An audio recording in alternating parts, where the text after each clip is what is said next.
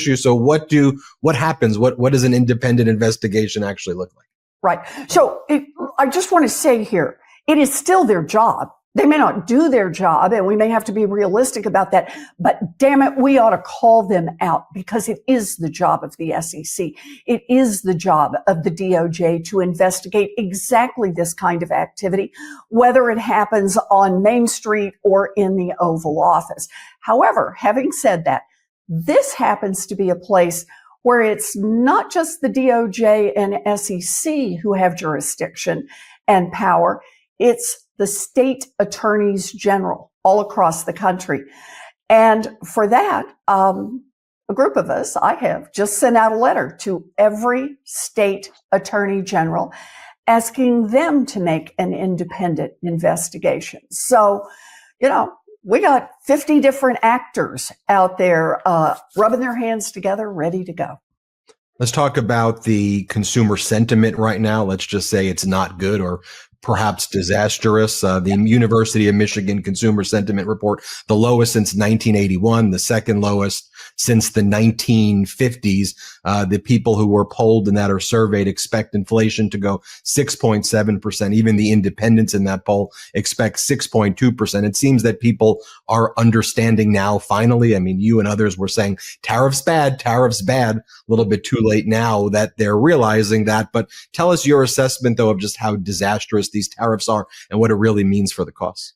So look, it's not that you can never have a good tariff policy and that tariffs can't be one tool in the economic toolbox. It's the way Donald Trump has done this.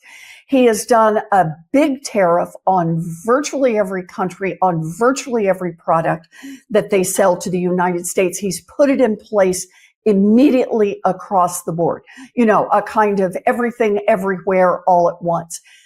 That creates economic chaos. And economic chaos is the exact opposite of getting investors to come into the United States and say, good place to build a factory or to rehab an old factory. Good time to be able to buy tools and put together a team to have manufacturing here in the United States. The price of the chaos that Donald Trump has created is to drive our economy over a cliff. Consumer sentiment has collapsed because people on the ground experience this. They know what it means. They're watching it. Prices are going up. They're looking left, looking right, seeing those pink slips start to come out. They know that what Donald Trump is doing is not going to produce jobs for them, and it's not going to produce the lower prices, remember, that he promised on day one. We're hearing about Treasury yields surging in a way that is very harmful. We're hearing about bond markets being disrupted and these bond auctions not going well. A lot of people are now learning about things that they never focused on under former administrations, because you didn't have to, before you go to sleep, go, I better check the futures market. Like, there's a lot of that happening right now. So can you just explain to us why that's happening and why that's relevant? Sure. So understand this about treasuries, for example. These are treasury bonds the government issues. Whenever there's a crisis anywhere in the world, terrible things happen. And investors, people who've got money that they can afford to invest in different places, you know what they do? They go to U.S. treasuries. It's called flight to safety. In other words, when there's economic danger in the world, a war has broken out, there have been massive earthquakes that will disrupt the economy, COVID, what happens? Investors go to the United States government treasuries because, damn, it just doesn't get any safer than that, except with Donald Trump as president. And what we watched happen on Wednesday is that investors around the world, for the first time really, started easing back out in the middle of chaos, saying, I'm not so sure I want my money in the United States and held by the United States government. I'm not sure I want those treasuries. That is not just a flashing red light. That one now you can hear the sirens going off and you can feel things taking the really sharp dive down. That's part of the cost of the Trump chaos from the tariffs. And it really is a reminder he's driving this economy over a cliff. You know, there was this bizarre cabinet meeting that was held earlier in the week. I've described it as Kim Jong-un meets The Apprentice. And I said, I think the people on The Apprentice would do a better job than this cabinet. So then you have Elon Musk gets called on in the cabinet meeting, which even when I say this, it feels like the worst dystopian Mad Libs ever. And he describes the cuts that he's solved, right? And they said it was going to be 2 trillion. That was their number, 2 trillion. And then he slips this in. I'll play it for you. And this whole thing is odd. It's such a strange scene too, but I want you to take a look at it when I think he says, and after all of this, the hostile government takeover, destroying the services, he goes, 125 billion. And no one's like, what? That's not what you said. Here, watch this clip. And this whole scene, as you watch it, to me looks like a very strange, like a worse version of The Apprentice. Watch this. Thank you very much. Great job. Lovely line. Well, thanks to your fantastic leadership, this amazing cabinet, and the very talented Doge team, I'm excited to announce that we anticipate savings in FY26 from reduction of waste and fraud by $150 billion. And I mean, and some of it is just absurd, like people getting unemployment insurance who haven't been born yet. I mean, I think anyone can appreciate whether, I mean, come on, that's just crazy. You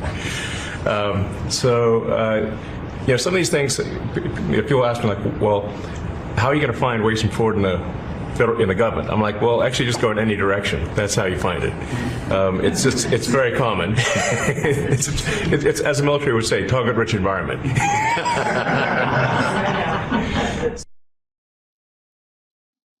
What do you say? You know, I multiple pieces. First of all, what happened to your 2 trillion, Buster? I don't even believe the 150 billion. I want to see the receipts on that before I'm going to believe Elon Musk, because he does things like cancels a contract and claims it's the full contract price. Sorry, it doesn't work that way. You still have to pay for the things people have already done. But, you know, for me, the part that really gets me, it's the laughter. It's the yucking it up over the fact that they're trying to close the Department of Education. So what does that really mean? It means bigger classes for our kids in public schools. It means our kids with serious disabilities, the kids who need an aide with them for part of the day, they lose the aid, so they don't get to be in public school anymore. It means ending the after-school programs. It means cutting back at the Department of the VA so that those promises we made to the people who put their lives on the line to defend us, we just don't honor those promises anymore. But hey, Doge saved some money on that by firing a bunch of veterans who work at the Veterans Affairs Department. And you just keep going on through it. Sure, cut back on the Consumer Financial Protection Bureau. You save a lot of money by getting rid of the financial cops, the people who found over the last dozen years $21 billion, which they returned directly to the American people who got cheated.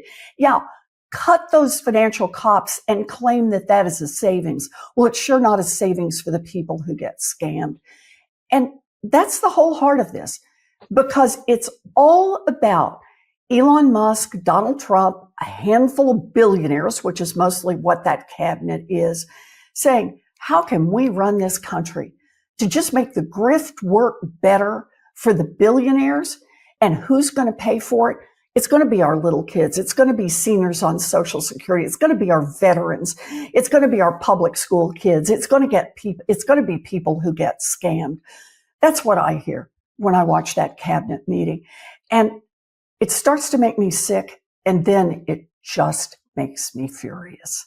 And finally, Senator, with all this talk about the tariffs, like, we shouldn't forget, right, that it's actually not Trump's authority to do this. He's claiming extraordinary emergency war powers, the same types of powers in a different sense, but the same pretext he uses to do this disappearing of migrants without due process. He's doing it here with tariffs, but one of the issues is that the Republicans in the Senate, not all of them, and the overwhelming majority of Republicans in the House of Representatives, they want to forfeit the co-equal branch of government's authority to control this type of